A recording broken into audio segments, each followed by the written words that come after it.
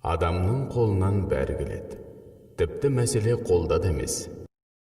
Ресейдің Первый канал деп аталатын арнасының Анна Нельсон, Борис Ленов, Ольга Заграничная есімді шығармашылық құрамы жасаған бейне сюжетті назарларыңызға ұсынамыз. Сәлем Ресей! Мен Ник Вуйчичпін. Мен бақыттымын. Соны сіздер білсеңіздер деймін. Мен бір кісідей өмір сүріп жатырмын. Өмірім мен күлкім сіздерге ешқашан түңілмеуді үйретер деп үміттенемін.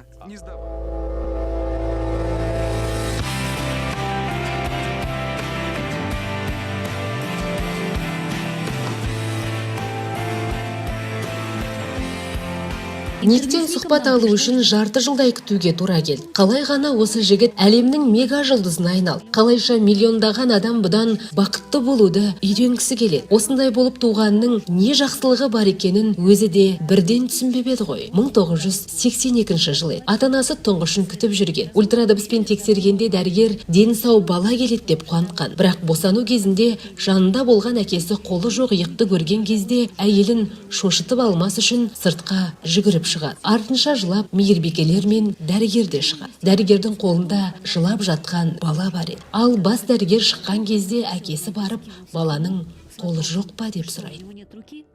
Фукамерия. Ұлыңыз ешқандай медициналық себеп болмаса да қолсыз аяқсыз туды деп жауап береді. Әкем сабыр етіп, ұлым қайда, көруіме бола ма дейді. Көрсетеді.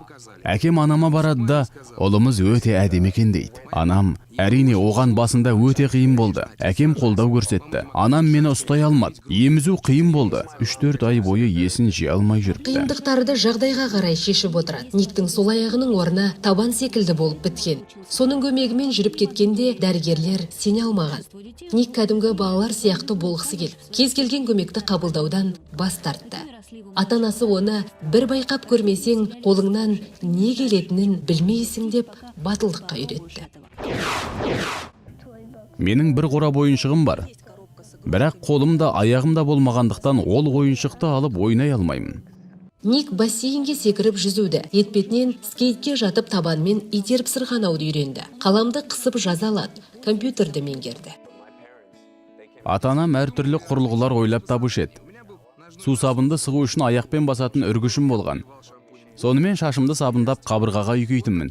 Сөйтіп өзім жуынатын болдым. Тоқпен істейтін шөткемен тіс жуамын. Адам үшін ең көп шектеу жасайтын сол адамның өзі екенін түсінсек екен деймін. Никтің енді басалып келе жатқан өмірі ерте аяқтала жаздағаны бар. Ақыл кірмеген балалықтың кесірінен мектептегі сыныптастары оны мазақ қылатын болды. Никке ол өте ауыр тиді. Сөйтіп, мортсына жаздады. 10 жасымда мен өзіме қол жұмсамақ болдым. Үйдегі ваннаға 50 сантиметрді етіп су құйдым.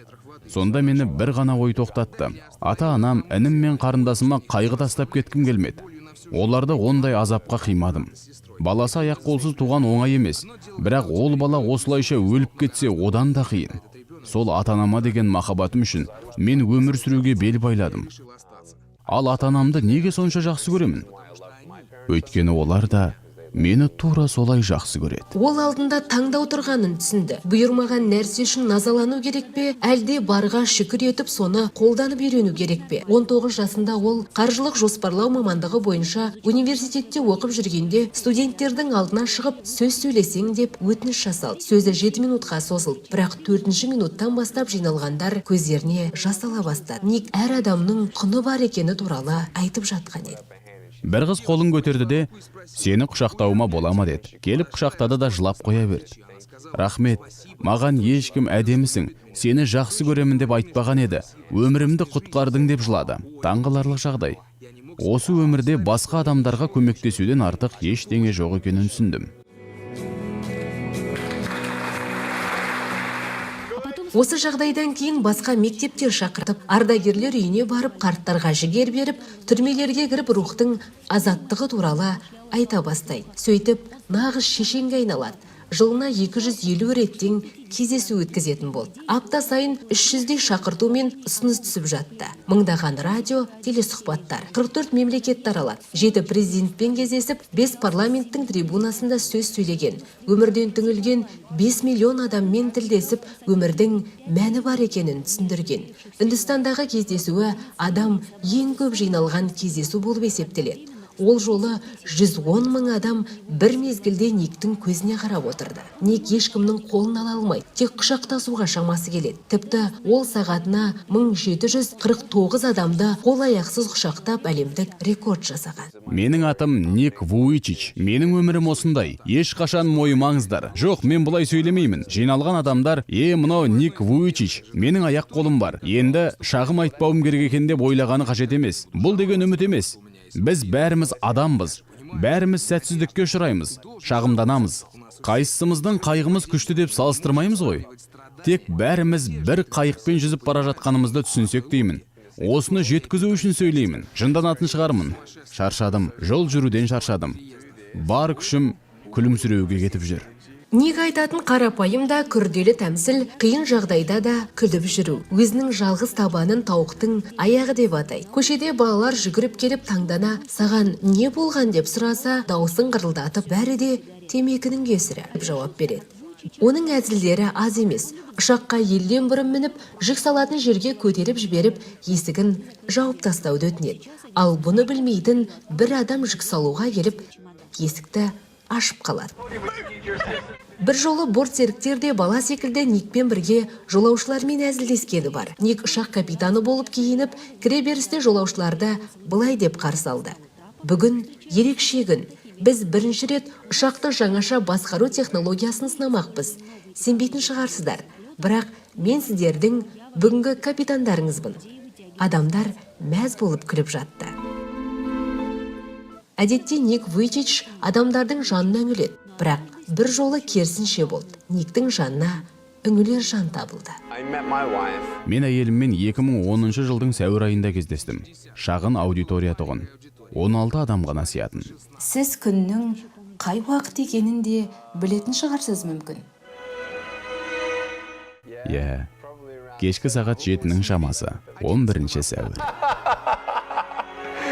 Оларды ортақ достары таныстырған. Қыз Никтің бай, танымал екенін білмеген. Оның үстіне сөйлесіп жүрген адамы да бар еді. Жай ғана жігітті көріп қалған. Жігіт те оны байқаған. Сондай болады. Кейін Ник айтқандай, ол өздерінен тыс байланыс еді. Теңдесі сұлуын Ник тойынан кейін тек бір рет қана көрсетті.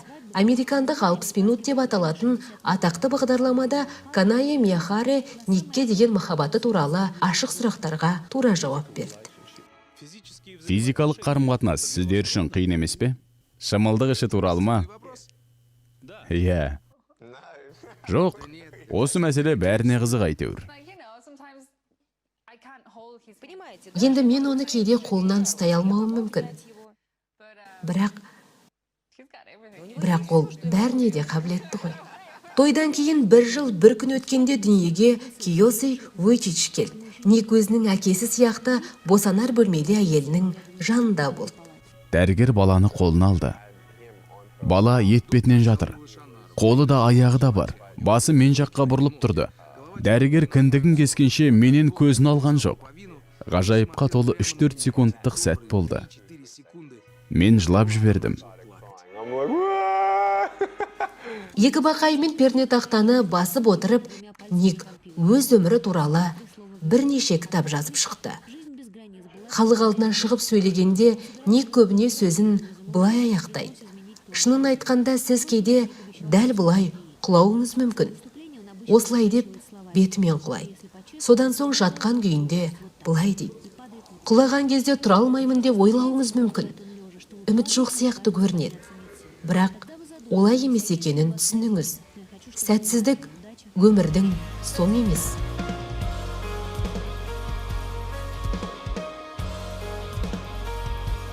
Сіздің қолыңыздан бәрі келеді. Үміт болмайтынды болғызады. Сондықтан да Никтің сүресінде біраз уақыттан бері киілмеген аяқ киім тұрғанына таң қалуға бола ма?